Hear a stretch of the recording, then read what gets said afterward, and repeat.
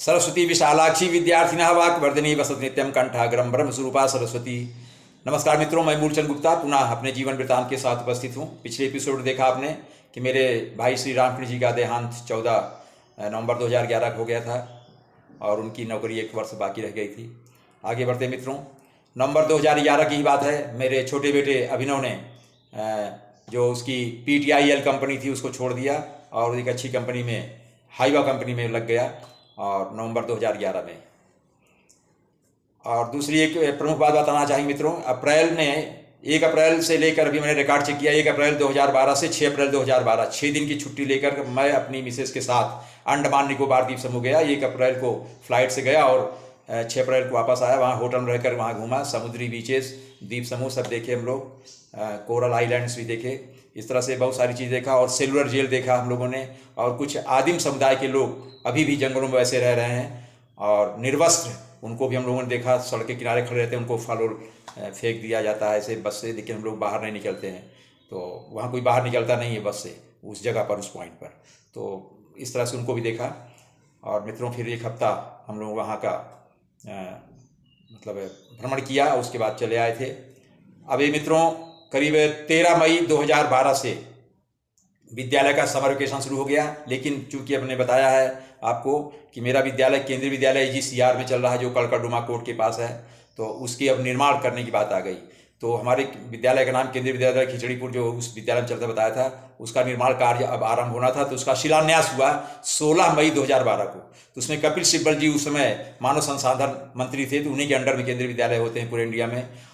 Education ministry में, मानव संसाधन मंत्रालय के अंतर्गत जो एजुकेशन मिनिस्ट्री होती है उसी के अंदर केंद्रीय विद्यालय होते हैं। तो वो उनको आना था, लेकिन उनके जो फाउंडेशन स्टोन था जो, उसमें उनका नाम डाल दिया गया था, कपिल सिब्बल।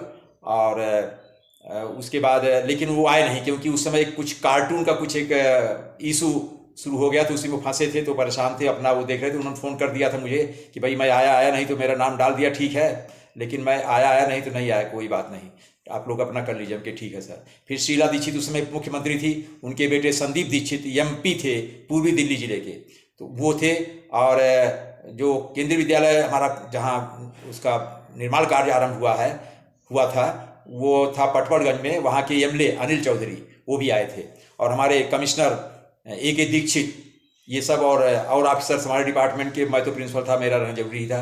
और हमारे विद्यालय से बच्चों का कार्यक्रम, सांस्कृतिक कार्यक्रम, कोई 2 घंटे का प्रोग्राम था, बहुत अच्छा हो गया, बहुत पेपर निकल गया।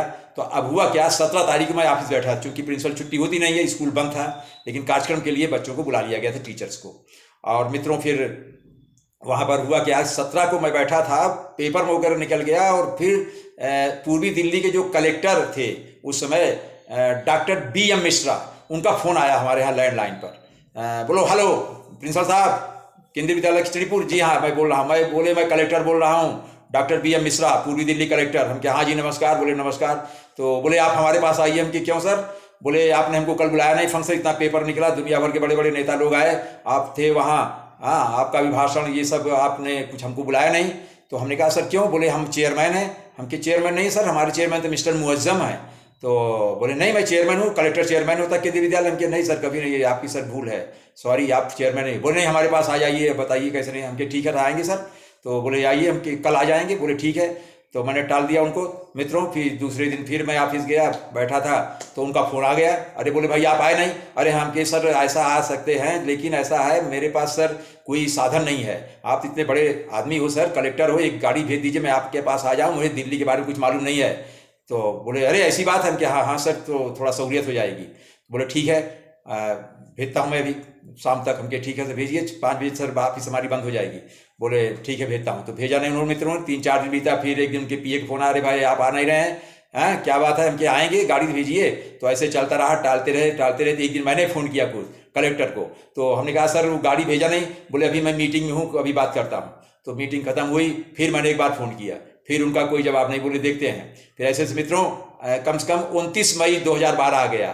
करीब 12 दिन में 7-8 बार बातें हुई, और न हमको बुला पाए न मैं जा पाया, इस तरह से। और अंत में 29 को मैंने फिर से फाइनली मैंने फ़ोन किया, उनसे बात किया। हम कि सर ऐसा है, आप चेयरमैन नहीं हैं, हमारे चेयरमैन रहेगा, हमारा इस तरह सिस्टम नहीं है कि किसी का कलेक्टर चेयरमैन होता है। उनको बहुत सारी चीज़ बताया कि कलेक्टर होता है नवोदय विद्यालय में होता है, जिस विद्यालय को राजीव गांधी ने खोला है वो उसका चेयरमैन कलेक्टर होता है, उसमें और कोई नहीं होता है।